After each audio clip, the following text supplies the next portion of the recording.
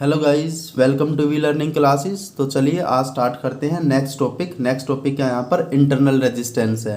और internal resistance का जो सिंबल होता है वो क्या होता है, स्मॉल आर होता है। इंटरनल रेजिस्टेंस का जो सिंबल होता है क्या होता है, स्मॉल आर होता है। तो हमने यहाँ पे क्या लिख दिया, इंटरनल रेजिस्टेंस का सिंबल स्मॉल आर।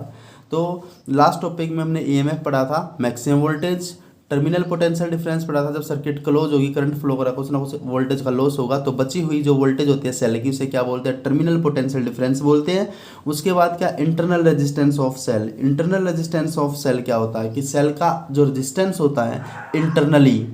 अब जो रेजिस्टेंस का काम क्या होता है, करंट के फ्लो का अपोज करना होता है। कोई भी रेजिस्टेंस है उसका काम क्या होता है, करंट के फ्लो का अपोज करना।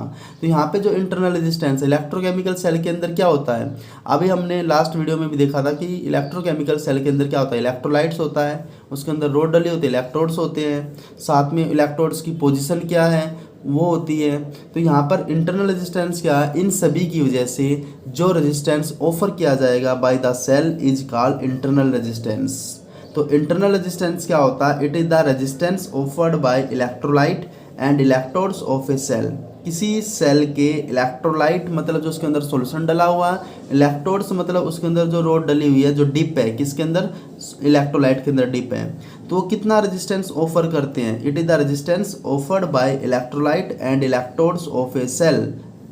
कब, when electric current flowing through its, जब इसके अंदर से इलेक्ट्रिक करंट फ्लो करता है। जब इलेक्ट्रिक करंट फ्लो करता है तो कितना रेजिस्टेंस ऑफर किया जाता है, कितना रेजिस्टेंस होता है इसका इंटरनली, किसकी वजह से, इलेक्ट्रोलाइट की वजह से एंड इलेक्ट्रोड की वजह से, उसे क्या बोलते हैं, इंटरनल रेजिस्टेंस बोलते हैं। तो इंटरनल रेजिस्टेंस किस किस पे डिपेंड करता है, इंटरनल रेजिस्टेंस डिपेंड करता है डिस्टेंस बिटवीन इलेक्ट्रोड्स की। जो उसके अंदर रोड डाल रखी है, दो रोड्स होती है, एक पॉजिटिव वाली एक नेगेटिव वाली, उन्हीं को इलेक्ट्रोड्स बोलते हैं। उनके बीच में डिस्टेंस कितना है उस पर डिपेंड करता है इनका इंटरनल रेजिस्टेंस।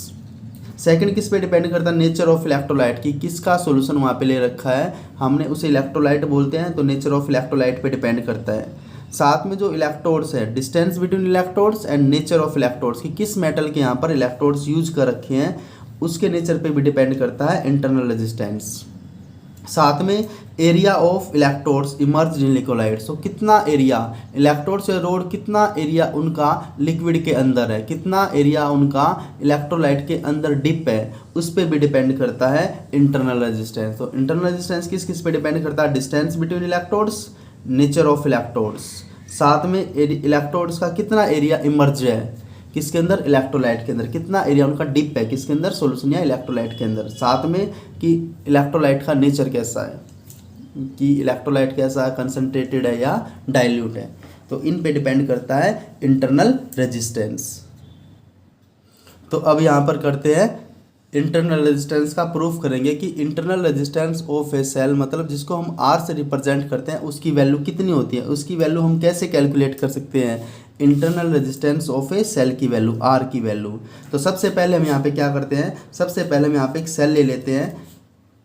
तो हमने यहाँ पे क्या ले ली, एक सेल ले ली, यहाँ पर हमने क्या ले ली, इलेक्ट्रिक सेल। तो इलेक्ट्रिक सेल का सिंबल ये होता है, तो ये क्या किसका सिंबल है, इलेक्ट्रिक सेल का सिंबल है, जिसकी ईएमएफ यहाँ पर इसको पॉजिटिव होता है, ये क्या होता है, नेगेटिव होता है, स्मॉल वाला। इसकी ईएमएफ हम यहाँ पे क्या मान लेते हैं, इसकी टोटल वोल्टेज या ईएमएफ की टोटल पोटेंशियल डिफरेंस यहाँ पर ई है। अब यहाँ पे क्या करेंगे, इसके साथ एक की कनेक्ट कर देते हैं यहाँ पर। तो हमने यहाँ पे एक की कनेक्ट कर देंगे साथ में इसके, तो हमने यहाँ पे की कनेक्ट कर दी इसके साथ में यहाँ पे क्या करेंगे, इसको कनेक्ट कर रखा है, एक एक्सटर्नल रेजिस्टेंस हमने यहाँ पे लगा दिया। ये क्या है, एक एक्सटर्नल रेजिस्टेंस है। एक्सटर्नल रेजिस्टेंस को मैं सर्किट में जोड़ते हैं और यहाँ पे ए पॉइंट मान लेते हैं, यहाँ पर बी पॉइंट मान लेते हैं। साथ में यहाँ पर हम क्या करेंगे, इसको यहाँ पर कनेक्ट कर देंगे। अब क्या करेंगे, इस सेल का जो ईएमएफ कितना है या इसकी वोल्टेज कितनी है, पोटेंशियल डिफरेंस कितना, उसको मापने के लिए हमेशा एक वोल्ट मीटर लगा देंगे यहाँ पर। तो हम यहाँ पे एक वोल्ट मीटर का यूज करेंगे। वोल्ट मीटर हमेशा किस में लगता है, पैरेलल में लगता है। तो हमने एक वोल्ट मीटर लगा दिया जो सेल के पैरेलल में लगा दिया। तो हमने यहाँ पे क्या लगा दिया, एक वोल्ट मीटर लगा दिया। तो वोल्ट मीटर का जो पॉजिटिव है ईएमएफ के पॉजिटिव के साथ, सेल के पॉजिटिव के साथ, नेगेटिव टर्मिनल सेल के नेगेटिव के साथ, इस कम्बिनेशन को क्या बोलते हैं, पैरेलल कम्बिनेशन बोलते हैं। इसका मतलब वोल्ट मीटर इसके साथ, सेल के साथ किस में कनेक्ट है, पैरेलल में कनेक्ट है। और पैरेलल में कनेक्ट करके ये क्या मेजर करेगा, इसकी ईएमएफ या टर्मिनल पोटेंशियल डिफरेंस को मेजर कर सकता है। जब की ओपन है, मतलब की ओपन का मतलब क्या, की ऑफ है, यहाँ पे सर्किट में करंट फ्लो ही नहीं कर रहा, तब ये पोटेंशियल इस वोल्ट मीटर से हम क्या माप सकते हैं, इसकी ईएमएफ। और जब सर्किट क्लोज हो जाएगी, मतलब कि ऑन हो जाएगी, तो हम क्या मेजर कर सकते हैं, इसका टर्मिनल पोटेंशियल डिफरेंस। तो सबसे पहले हम यहाँ पे करंट की इक्वेशन निकाल लेते हैं। करंट की इक्वेशन यहाँ पर क्या होगी, तो यहाँ पे हमने क्या किया कि let us consider a cell ले ली, एक सेल ले ली यहाँ पर ऑफ ईएमएफ ई, उसकी ईएमएफ यहाँ पर कितनी है, ई है, और इंटरनल रेजिस्टेंस आर, उसका इंटरनल रेजिस्टेंस क्या, आर है। और बताया था मैंने कि इंटरनल रेजिस्टेंस को कभी भी सर्किट में कनेक्ट नहीं करते, इंटरनल रेजिस्टेंस को हमेशा सेल के साथ दिखाते हैं, उसके पैरेलल में ड्रा कर देंगे, ये रहा। तो ये यहाँ पर इसका क्या हो जाएगा, यहाँ पर इसका इंटरनल रेजिस्टेंस हो जाएगा ये आर। तो हमेशा इंटरनल रेजिस्टेंस को सेल के साथ दिखा देंगे। अगर सेल सीरीज में कनेक्ट है तो उनके इंटरनल रेजिस्टेंस हमेशा सीरीज में कनेक्ट होते हैं, अगर सेल पैरेलल में कनेक्ट है तो उनके इंटरनल रेजिस्टेंस हमेशा पैरेलल में कनेक्ट होते हैं।